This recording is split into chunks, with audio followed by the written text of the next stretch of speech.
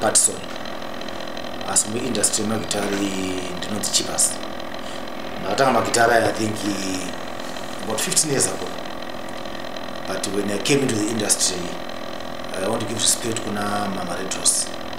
Do what happened in the industry, and even up to now, watching the industry. Okay, Chicha means very promoter music.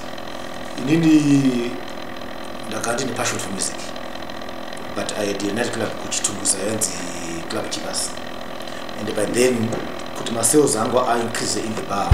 And I hired the services of the late Tonga Moyo. But if I kuti and I consummate our kubawarango every week. So I spend up to make more sales every week na Tongai. What do I do? So the only answer was kufama na Tonga Moyo actually zananga venue asili linked to my club or to so that's how the journey of Cheapest Promotion started. Okay. In the past, let's say 2 years, you've seen the oil being the COVID. Sema promoter, being the affected music industry, both artists and promoter. Yeah, to me, industry you cannot work with promoter worker or artist worker. We need to complement each other. And because of COVID, my numbers we cannot be seen together. My number are more than 50. So it's affected my events at Aita. You find it's also as Cheapest Promotions. Takatauta my events are not 10,000, 15,000 plus. Don't have my events in.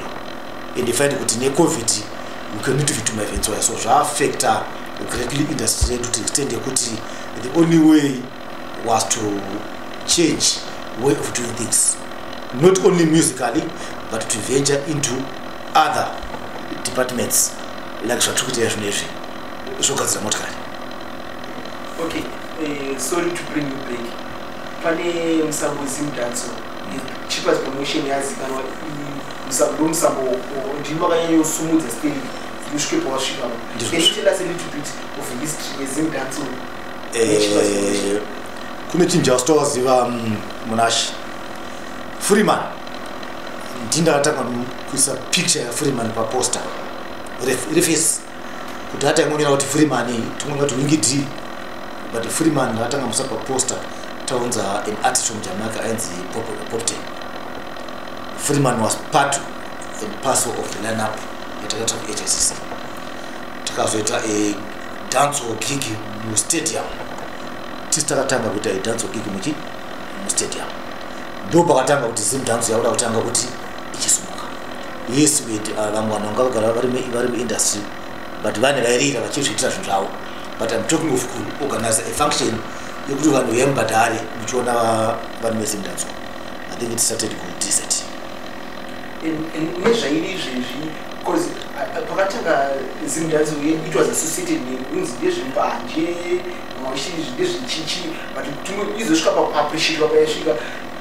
I know to Marisa Basa, but Chichi Chamangi Maona Saudi, but the Trabitina, removed of my Kitova.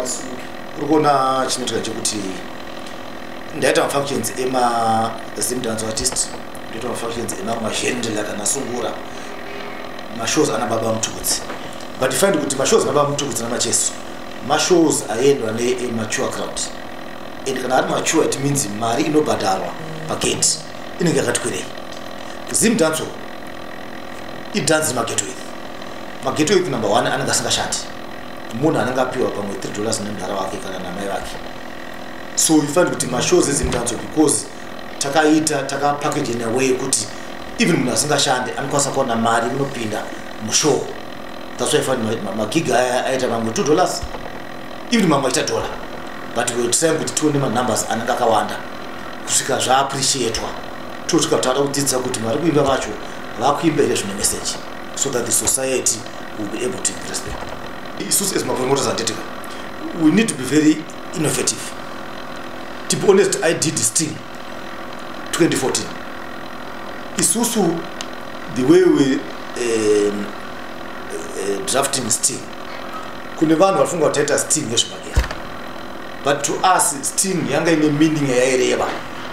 in the sting here several talented individuals needs guidance. Ndopabuda STING isusu. So even kuti vanhu vauye, people are going to be fed up nokuya uzongoona the same artists vachiperforma. So we need to come up with a concept. Munhu ngauye concept rather than kuenda kushoya sekalasi kana kuti yaje alafu kana kuti ale macheso. You look at Haifa matikeza anopera, but munhu anoti ndikuenda kuHaifa. So as promoters we need to now start thinking of concept dzinodhonza vanhu rather than kuti titi ningi naningi ndiana attractor kuti vanhu vauye. You look at Chibukuto FM inozara, but akunoridza the different people. You look at OK Grand Challenge inozara, is the concept inozadza vanhu, which I thought isusu promoters we need to embrace and think more of how do we come up with a concept anodhonza vanhu. Remember we did the shutdown yakarana tikona kuti yakubuda mufashion, tikatanga Big Five ikarana. So my concept anoita kuti vanhu vauye kuma events more than kuti unoona Chazibeta achimba or Sola achimba or Leonard achimba. Isusu were known mainly for doing my events and never my live shows, but pakaya COVID, let me think, Nash TV yakauya a concept inota carry forward where we left Isusu. Cheapest promotions by now I think they're in a Cheapest TV, which is what we're working towards. But like I said, the industry in what to call a learning curve. It's not kids. Our contribution to the in fact, we are learning also what Nash TV is doing, what other TV stations are doing, so that TV Ito is also as Cheapest promotions. And we are hoping to not my events. We are then be able to be complementing each other. The social media, Nash TV, Nema live events. Could Panga Pito live events. Tabuto break between 7 to 9 o'clock. Marumbo knows you get governor Binga for social TV. Just not talk about too much come life. So, in short, we need to embrace the success of promotions, Cheapest TV, to cooperate with our Nash TV. Life after COVID, what are you planning for my followers in Cheapest, cinema musicians? What can we expect from you? Right now, Munashe, we are busy looking for one content. Yema shows are not Cheapest promotions. You know, when you're doing things, apanda funga kuchia COVID, and the suit funga kuti, kana tapedza 10,000. We can still do an event in order to 10,000. So takasanya nyo capture my events atayita.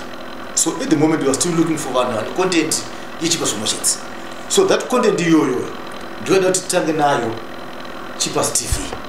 So life after COVID ndiye kuti or life during COVID ndiye kuti my friends at Cheapest are going to be able kuona zvaitwa ne brand ready source time before COVID.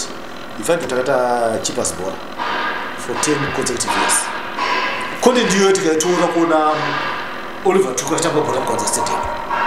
I'm sure my friends at Cheapest vana kuzvona. Content ndikuona macheso atamba bora vana kuzvona. So we are looking for content ndiyo to package on our TV for my friends at Cheapest promotions. For these and other stories, visit our website www.263chat.com. Follow us on Twitter @263chat and like our Facebook page 263chat.